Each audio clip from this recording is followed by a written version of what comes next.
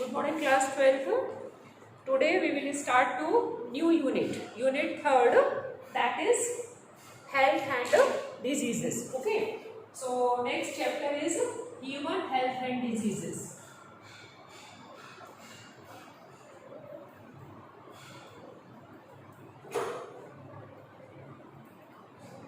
So इस lesson में हम स्टडी करेंगे health and different type of diseases के बारे में. First of all what is health. So 9th class में आपने why do we fall ill lesson में स्टडी किया था. As per the WHO. What is WHO? It is a world health organization. So as per the WHO, world health organization states that health is a well-being state of physical, mental and social. So WHO ने health को define करने के लिए 3 factors दिए. Number 1 is physical, second is mental and third one is social. Okay. So as per the WHO, health is a well-being state of physical, mental and social. So what is the physical? Physical means body functions. Our digestive system, respiratory system, nervous system, etc. So यदि सभी body functions अच्छी तरह से काम कर रहे हैं, that is we are physically fit. What is mental? Mental, that is our central nervous system, brain and our response. यदि हमारा brain अच्छी तरह से काम कर रहा है, हमारा response सही जा रहा है, that is we are mentally fit. And third one is social. Social, that is surroundings. हमारा जो सराउंडिंग्स है वो भी यदि क्लीन है, हम जो फूड इनटेक कर रहे हैं वो फ्रेश है, हम जो वाटर ड्रिंक कर रहे हैं वो भी प्योर है, हम जो एयर इनहेल कर रहे हैं वो भी फ्री फ्रॉम जर्म्स है, that is we are socially fit. So health is a wellbeing state of physical, mental and social. ठीक है. सबसे पहले जब हेल्थ का डेफिनेशन इस तरह से नहीं दिया गया था तो हमारे एक ग्रीक साइंटिस्ट थे, उन्होंने किसी भी हेल्थ को डिफाइन करने के लिए yellow bile and black bile का यूज किया था. सो जनरली हमारा जो बाइल जूस होता है या जो पित्त होता है उसका कलर क्या होता है? येलो. यदि येलो बाइल है तो वी आर हेल्दी साइन होता है. लेकिन यदि किसी के बाइल का कलर चेंज हो जाए, वो येलो कलर से कैसा हो जाए?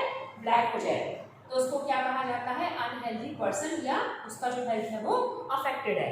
क्योंकि बहुत सारे जो डिजीजेस है वो किससे जुड़े हुए हैं? लिवर से जुड़े हुए. यदि लिवर प्रॉपरली वर्क कर रहा है, दैट इज उसका बाइल यदि येलो कलर का है, that is we are healthy. So वो गुड हेल्थ का साइन है. ठीक है. तो ये तो हो गया हेल्थ का डेफिनेशन. अब हमको देखना है what are the factors they affected our health. ऐसे कौन कौन से फैक्टर्स है जो हमारे हेल्थ को अफेक्ट करते हैं. Number 1 is genetic disorders.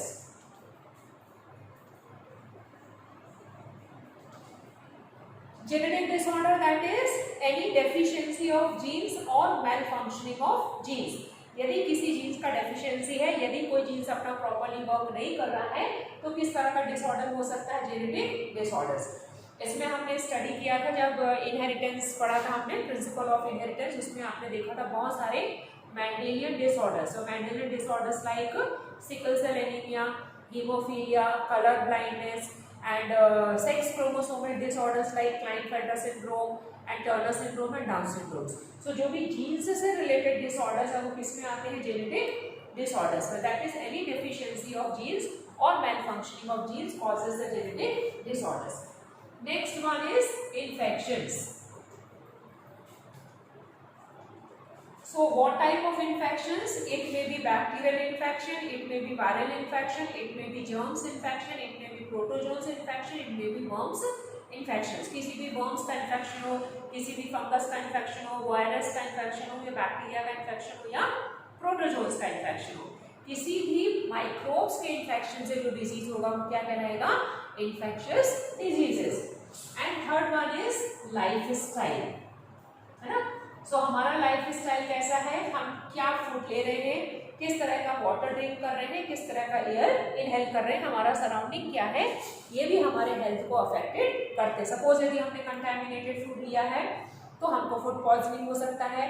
यदि कंटैमिनेटेड वाटर लिया है तो वाटर बॉर्न डिजीजेस हो सकती हैं like typhoid, pneumonia and cholera etcetera, है ना. फूड पॉइजनिंग, डायरिया हो सकता है. तो ये वाटर बॉर्न डिजीजेस. यदि हम पॉल्यूटेड एयर को इनहेल कर रहे हैं तो एयरबॉर्न डिजीजेस हो सकती हैं लाइक टाइफाइड एंड निमोनिया, या सार्क कह सकते हैं, severe acute respiratory syndrome, asthma हो सकता है, एलर्जिक रिएक्शंस हो सकते हैं। तो हमारा लाइफ स्टाइल भी हमारे हेल्थ को अफेक्ट करता है। तो यहाँ पर हम इस लेसन में स्टडी करेंगे कुछ इन्फेक्शियस डिजीजेस, उसका मोड ऑफ ट्रांसमिशन, उसका symptoms, and second part of the lesson is also consists our immunity system. So immunity system, they provide the protection against different type of infections. So first of all in this topic we will discuss about the some infectious diseases.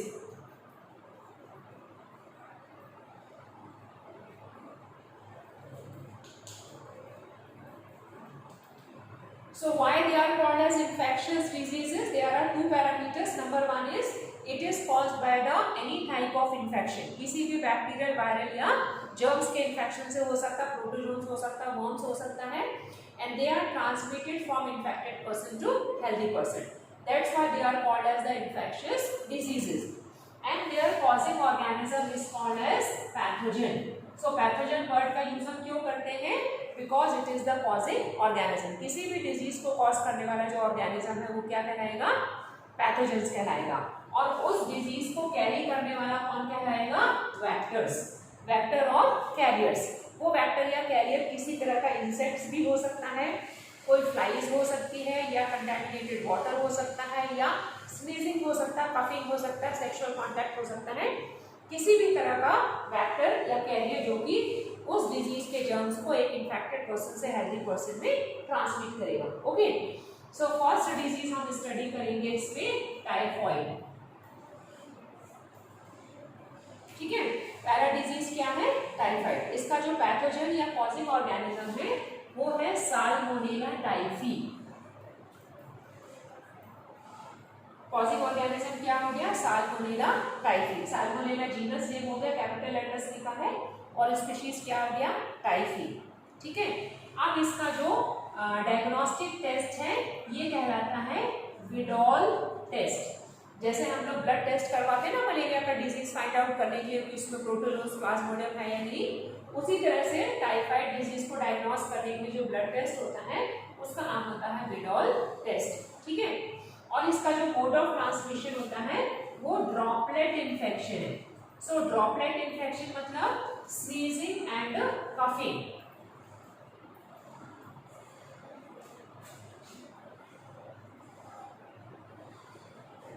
Droplet infection जो drops के through bacteria होगा हो जाएगा, वो sneezing and coughing में भी talking etcetera. Next आता है इसका सिम्टम्स। तो सिम्टम स्टार्ट होता है फीवर से।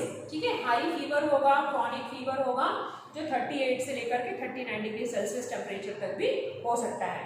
वॉमिटिंग है, हेडेक है, नोजिया है, लॉस ऑफ एपेटाइट है, भूख लगना बंद हो जाती है। ये तो कॉमन सिम्टम हुए, फीवर आ गया, हेडेक हो गया, नोजिया हो गया, वॉमिटिंग सेंसेशन हो गया, हाई टेम्परेचर मेंटेन हो रहा है।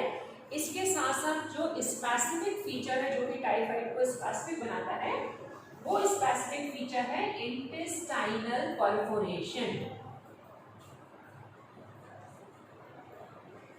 इंटेस्टाइनल परफोरेशन का मीनिंग क्या हुआ?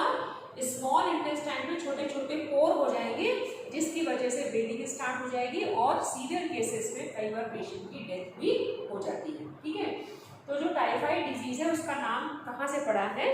एक्चुअली में ये एक फैमिली से शुरू हुआ। उस फैमिली में एक कुक आती थी जिसका नाम मैरी मेलॉन था, लेकिन उसको जनरली टाइफाइड के नाम से जानते थे, और वो घर में खाना बनाती थी। उसके ही हैंड्स के कंटेमिनेशन से वो डिजीज उस फैमिली में स्प्रेड हुआ। जब विडॉल टेस्ट के थ्रू पता चला कि उसमें वो साल्मोनेला बैक्टीरिया है। सो इस डिजीज को प्रिवेंट करने के लिए क्या कर सकते हैं? प्रॉपर सैनिटेशन कर सकते हैं, जो फूड है वो फ्रेश होना चाहिए और किसी भी तरह का जर्म्स का इन्फेक्शन नहीं होना चाहिए। सो इस तरह से सभी डिजीजेस हम डिटेल में स्टडी करेंगे, साथ साथ आप नोट्स बनाते जाएंगे। सो नेक्स्ट डिजीज हम नेक्स्ट क्लास में डिस्कस करेंगे।